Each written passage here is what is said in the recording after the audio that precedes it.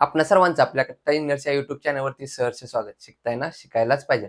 आज आपण या व्हिडिओमध्ये इंजिनिअरिंग मेकॅनिक्स या सब्जेक्टमध्ये centroid and centre of gravity यातील सेंटर ऑफ ग्रॅव्हिटीवर आधारित न्यूमेरिकल नंबर 3 पाहणार आहोत. Locate centre of gravity of a composite solid body from tip A of the cone as shown in figure. म्हणजे जे काय आपल्याला गिव्हन मध्ये जे काय डायग्राम दिलंय त्याचा आपल्याला centre of gravity find out करायला सांगितलंय. कुठून? जो काय आपल्याला टिप ए दिलेला आहे ह्या ए पॉईंट पासून त्याचा सीजी कुठे आहे तो फाइंड आउट करायला सांगितलेला आहे. म्हणजेच ए पॉईंट पासून आपल्याला काय करायला सांगितलंय, सीजी फाइंड आउट करायला सांगितलंय. म्हणजेच काय करायचंय, व्हर्टिकल डिस्टन्स फाइंड आउट करायचंय. आणि व्हर्टिकल डिस्टन्स म्हणजेच काय असतं, वाय बार. आपल्याला काय फाइंड आउट करायचंय, वाय बार. एक्स बार आपल्याला विचारलेला नाही. परंतु बघा, जर का व्हर्टिकल आपण अशी लाईन ड्रॉ केली तर काय होते, जेवढा सॉलिड पार्ट या साईडला आहे तेवढा सॉलिड पार्ट काय होणार आहे, लेफ्ट साईडला जेवढा आहे तेवढाच राईट साईडला असणार. म्हणजे बरोबर आपला जी काय सेंटर ऑफ ग्रॅव्हिटी आहे ती बरोबर यातून पास होणार. म्हणजे यातून जर का पास झाली तर काय होणार, या पॉईंट पासून ते हे डिस्टन्स किती असणार आहे, इथं जी काय आपल्याला दिलेलं आहे 50 mm ते काय याची रेडियस आहे. म्हणजे बरोबर हे डिस्टन्स किती असणार आहे, 50 mm असणार आहे.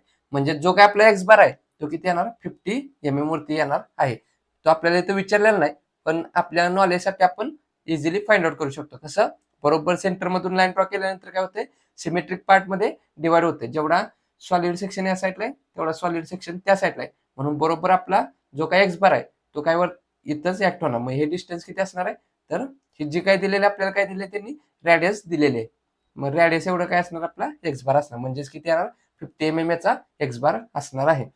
वाय बार फाइंड आउट करण्यासाठी आपल्याला काय लागणार आहे, y1 y2. त्याचप्रमाणे या दोघांच्या व्हॉल्यूम लागणार आहेत.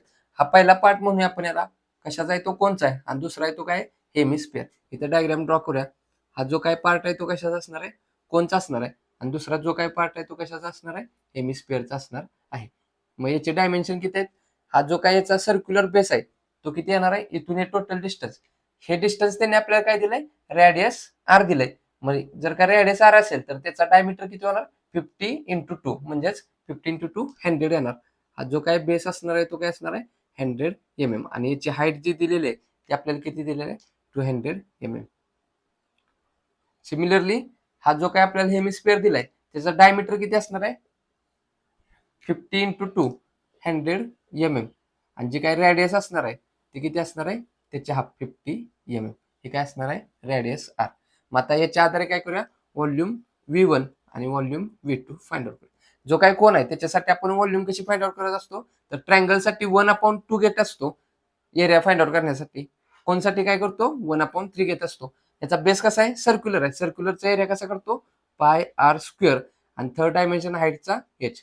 म्हणजेच 1/3 πr² h या फॉर्म्युल्याने काय करत असतो, कोणचा व्हॉल्यूम फाइंड आउट करत असतो. व्हॅल्यू पुट करूया, 1/3 पाय ॲज इट इज.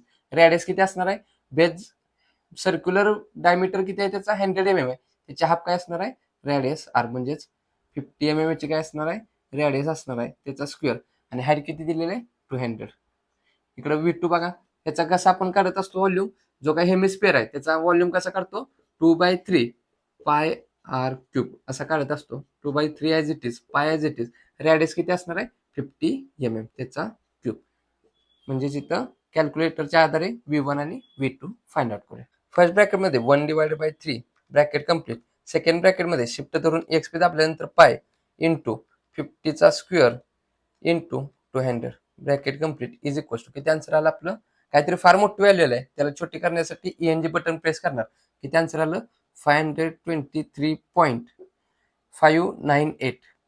59 म्हणजेच 6 सुद्धा लिहू शकतो, 59 म्हणजेच 60. आणि याचं युनिट काय असणार आहे, सर्व व्हॅल्यू MM मध्ये असल्यामुळे व्हॉल्यूमचं युनिट काय असतं, mm³. नेक्स्ट बघा, ब्रॅकेटमध्ये 2/3 ब्रॅकेट कम्प्लीट. सेकंड ब्रॅकेटमध्ये शिफ्ट धरून एक्स दाबल्यानंतर पाय इंटू 50चा cube bracket complete is equal to किती आन्सर आला आपलं, काहीतरी मोठी व्हॅल्यू आहे छोटी करण्यासाठी ENG बटन प्रेस करणार. 261.799. 799 म्हणजेच 800, म्हणजे इथं 8 लिहू शकतो. आणि इंटू 10⁻³ याचं जे काही युनिट असणार ते काय, सर्व व्हॅल्यू MM मध्ये असल्यामुळे mm³. V1 माहित आहे, V2 माहित आहे. आता काय करूया, Y1 आणि Y2 फाइंड आउट करूया. आतापर्यंत यापूर्वीचं जे काही न्यूमरिकल होतं त्यात सुद्धा आपल्याला पॉईंट ए पासून व्हॅल्यू फाइंड आउट करायला सांगितलेली होती. म्हणून आपण काय केलं होतं, इथं एक्स ऍक्सिस ड्रॉ केला होता, लेफ्ट कॉर्नरला काय केलं होतं, वाय ऍक्सिस ड्रॉ केला होता. आता काय करूया, रिव्हर्स करूया. आपल्याला इथून फाइंड आउट करायला सांगितले तरी पण आपण नेहमी जसं बेस पासून एक्स ऍक्सिस ड्रॉ करतो तसाच आपण इथून एक्स ऍक्सिस ड्रॉ करूया आणि हा जो काही पॉईंट आहे इथून काय करूया वाय ऍक्सिस ड्रॉ करूया आणि इथून काय करूया जो काय आपला वाय बार आहे तो फाइंड आउट करूया आणि टोटल मधून जर का हा वाय बार मायनस केला तर काय होणार या ए पॉईंट पासून आपल्याला आन्सर भेटणार आहे. परंतु डायरेक्ट इथून जर का एक्स ऍक्सिस ड्रॉ केला तर जे काय आपलं वाय बार येणार ते काय असणार आहे फायनल आन्सर असणार आहे. परंतु आपण काय करूया थोडी रिव्हर्स मेथड वापरूया जेणेकरून दोन्ही मेथडने तुम्हाला सोडवताना काही प्रॉब्लेम येणार नाही. मग आता यापूर्वीचा व्हिडिओ काय केला होता इथून आपल्याला वाय बार फाइंड आउट करायचा होता मग आपण डायरेक्ट इथं एक्स ऍक्सिस ड्रॉ केलता आणि इथून आपण y1 आणि y2 फाइंड आउट केलं होतं. आता ह्यात काय करतोय रिव्हर्स करतोय नेहमीप्रमाणे बेसला एक्स इकडे वाय करून फायनल आन्सर फाइंड आउट करूया.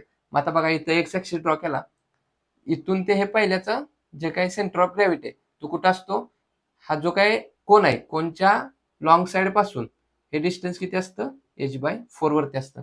मग आपल्याला एक्स ऍक्सिस पासून हे काय असणार डिस्टन्स जे काय असणार ते असणार आहे आपलं y1. मग y1 किती होणार बघा इथून ते डिस्टन्स किती असणार आहे 50 प्लस इथून ते डिस्टन्स किती असणार आहे h/4 म्हणजेच एक्स ऍक्सिस पासून हे डिस्टन्स हे h/4 प्लस इथून ते 50 प्लस h/4 व्हॅल्यू पुट करूया 50 प्लस हाईट किती दिलेली आहे याची 200 दिलेली आहे 200 डिवायडेड बाय 4 म्हणजेच y1 किती येणार 50 प्लस ब्रॅकेटमध्ये 200 divided by 4 bracket complete is equal किती आन्सर आला आपलं 100 आणि युनिट काय येणार mm. म्हणजेच या एक्स ऍक्सिस पासून 100 mm वरती काय असणार आपला y1 ऍक्ट होणार. दुसरं बघा y2 म्हणजेच काय जो काही हेमिस्फिअर आहे त्याचा सेंटर ऑफ ग्रॅव्हिटी कुठं असतो जी लॉंग साइड आहे त्या लॉंग साइड पासून किती वरती असतो तर 3/8 r एवढ्या डिस्टन्स वरती काय असतो जो काही सेंटर ऑफ ग्रॅव्हिटी आहे तो ऍक्ट होत असतो. मग आता आपल्याला काय करायचं आहे इथून हे डिस्टन्स फाइंड आउट करायचं आहे परंतु आपल्याला काय माहित आहे इथून ते हे डिस्टन्स माहित आहे. मग जर का संपूर्ण डिस्टन्स मधून जर का हे डिस्टन्स मायनस केलं तर ऑटोमॅटिक काय होणार राहिलेलं डिस्टन्स येणार ते म्हणजेच काय असणार आहे y2. इथून ते डिस्टन्स y2 असणार मग काय टोटल डिस्टन्स 50 आहे मायनस हे डिस्टन्स किती असणार आहे 3/8 r म्हणजेच काय होणार 50 मायनस 3/8 आणि रॅडियस किती असणार याची 50. कॅल्क्युलेट करूया y2 व्हॅल्यू 50 मायनस ब्रॅकेटमध्ये अजून एक ब्रॅकेट ठेवूया 3/8 ब्रॅकेट कम्प्लीट सेकंड ब्रॅकेटमध्ये 50 ब्रॅकेट कम्प्लीट किती आन्सर आलं 31.25 mm. म्हणजेच या एक्स ऍक्सिस पासून हा जो काही सेंटर ऑफ ग्रॅव्हिटी किती वरती ऍक्ट होणार 31.25 वरती. y1 माहित आहे y2 माहित आहे त्याचप्रमाणे v1 माहित आहे v2 माहित आहे y बार फाइंड आउट करूया. तो y bar is equal to v1 y1 plus v2 y2 divided by v1 plus v2. Volume 1 किती आहे 523.6 इंटू 10⁻³ इंटू y1 किती फाइंड आउट केलेलं आहे 100 प्लस v2 किती आहे 261.8 इंटू 10⁻³ इंटू y2 किती फाइंड आउट केलंय 31.25 bracket complete divided by v1 plus v2 किती आहे 523.6 इंटू 10⁻³ प्लस 261.8 इंटू 10⁻³ कॅल्क्युलेट करूया y bar value find out करूया किती येणार फर्स्ट ब्रॅकेटमध्ये 523.6 into 10⁻³ into 100 bracket complete plus second ब्रॅकेटमध्ये 261.8 into 10⁻³ into 31.25 bracket complete is equal to काय तर आन्सर आलं आन्सर डिवायडेड बाय ब्रॅकेटमध्ये अजून एक ब्रॅकेट ठेवूया 523.6 into 10⁻³ bracket complete plus second ब्रॅकेटमध्ये 261.8 into 10⁻³ bracket complete is equal to किती आन्सर आला आपलं 77.08 युनिट काय असणार आहे mm. हे कुठून आलं फ्रॉम एक्स ऍक्सिस म्हणजे हा जो काय आपण एक्स ऍक्सिस ड्रॉ केलेला आहे इथून किती वरती असणार आहे 77.08 वरती काय असणार आहे आपला वाय बार ऍक्ट होणार. परंतु आपल्याला कुठून फाइंड आउट करायला सांगितले हा जो काय पॉईंट ए आहे इथून आपल्याला वाय बार फाइंड आउट करायला सांगितले. देअरफॉर टोटल डिस्टन्स किती येणार इथून ते डिस्टन्स 200 प्लस 50 टोटल हाईट किती असणार आहे 200 प्लस 50 म्हणजेच 250 आणि 250 काय करायचं, therefore y bar from tip A is equal to काय होणार, 250 मायनस वाय बार. म्हणजेच काय होणार, 250 मायनस वाय बार किती फाइंड आउट केलं, 77.08. म्हणजेच काय येणार, आपला जो काय वाय बार आहे तो किती येणार, 250 मायनस 77.08. किती आन्सर आलं आपलं, 172.92 mm फ्रॉम टिप ए. हे जे काय आन्सर आहे ते आपल्याला मेन आन्सर आहे.